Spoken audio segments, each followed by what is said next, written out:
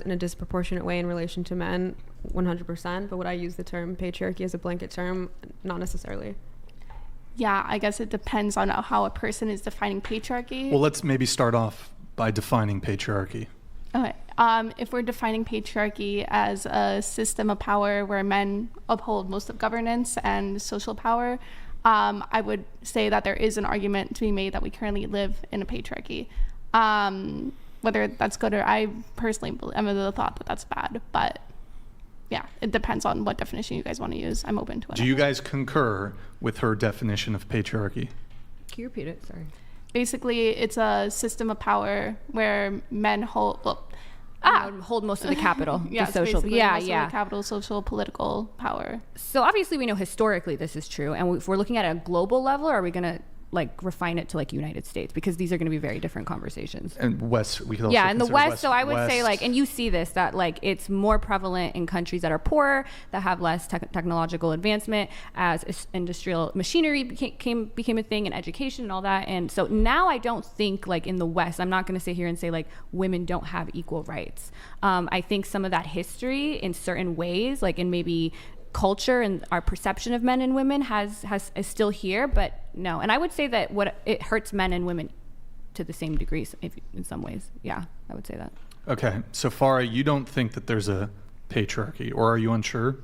I think the word patriarchy is a bit harsh, and I don't know if I would apply it to how we live in the West now. Okay, but you two do believe there's an argument to be made depending on what level you're talking about when it comes to power, or how much power you have to establish patriarchy. Michael. I guess I kind of think more than you do that we live in a patriarchy, not as a matter of law. Yeah. The law says we don't. The law, if anything, is inverted. We're closer to a matriarchy, except we don't have kids anymore, so there are fewer mothers. But as a matter of practical living, I think we still do live in a patriarchy. I think men wield probably more power than we ever did. It's just in a very perverted way. So men, wield the power to have casual hookups. Women statistically tend to not prefer casual hookups. Mm-hmm. Men tend to like them quite a lot more, and women prefer a longer lasting relationship. That's what I would agree with. I think marriage, that's what I meant by cultural currency. I think men have the monopoly on like the cultural zeitgeist, and then women move in lockstep to like men's desires and the male gaze. So I would agree with that. Yeah. In terms of politically, I don't know if I would agree as much, but I agree with that definition. Totally. And so, the irony though is that all of that sexual revolution came about because of feminism. But it didn't really give women, I think, what they thought they were going to get. I think if anything, it gave men more power. I remember thinking about this many years ago when I was in college, and the hookup culture was really burgeoning. Mm-hmm. I thought, is this the greatest trick that men ever played on women? Mm-hmm. That these women who call themselves feminists think that they're going to be empowered by letting men just use them whenever they want and then cast them aside and go sleep with some other woman. Girl power. I completely agree, and I actually don't think women are the culprit or feminists are the culprit today of hookup culture. I think it's more like neocons, tradcons, pickup artists, the one who says that you need to unpack the female psyche by like... Traditionalists don't support hookup culture at all. And I say as a proud traditionalist. Yeah, I would say that also there's a distinction between the moral question, like if you're a woman and you hook up, like that's part of what the sexual revolution was there to do, is to give women autonomy, to be able to consent to things, to not have a scarlet letter, attached to them forever because they decided to do a hookup. And then the other question is it healthy? No, not the same. Of course they do. If you look at social attitudes, 304. Yeah, but if you look at social attitudes in the last 20 years on things like casual sex, basically it's moving in this direction. The whole reason you have a show is because most people think like me and you have something to fight against. I don't think so. I think I have a really popular show because a lot of people are living under our cultural zeitgeist, but they realize that it's wrong. And Some people, but if you look at polling and stuff, especially if you look at where like the institutional power is, like in media and academia and stuff, like we have that power. We definitely influence the culture.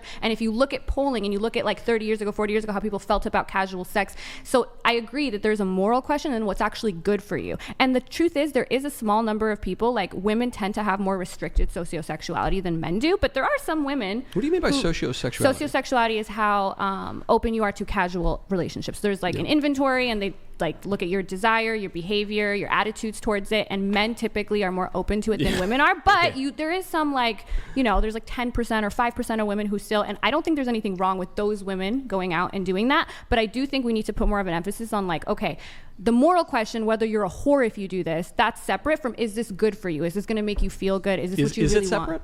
I think it's separate. Why would it be separate? if morality is concerned with what is right and what is wrong, and we are rational beings that recognize that some things are better than other things, then wouldn't it stand to reason that if you do more good things and fewer bad things, if you pursue more virtue and less vice, that you would be happier and flourish? Maybe, but is eating a donut immoral? You know, it depends if you've had like 5 donuts already. Well, you know, okay, then we just have probably a it is different, like, to me, I don't think like eating fast food is immoral. It may not be good for you, but it's not immoral. And there isn't like this stigma associated with it where it's like, oh, nobody, like, you know. No, sex is obviously, I think, even more fundamental to human nature than donuts are. And I like donuts plenty. But, you know, sex is very, very important to human nature. That's true. In part because the action is what propagates the species, or in our sterile age, does not propagate the species. But, you know, you're a trained lawyer. Pass the bar exam. And you have spoken publicly about how because you've made other career choices, you really can't work in the law. Yeah. A firm would fire you. So it would seem to me, putting aside the justice or injustice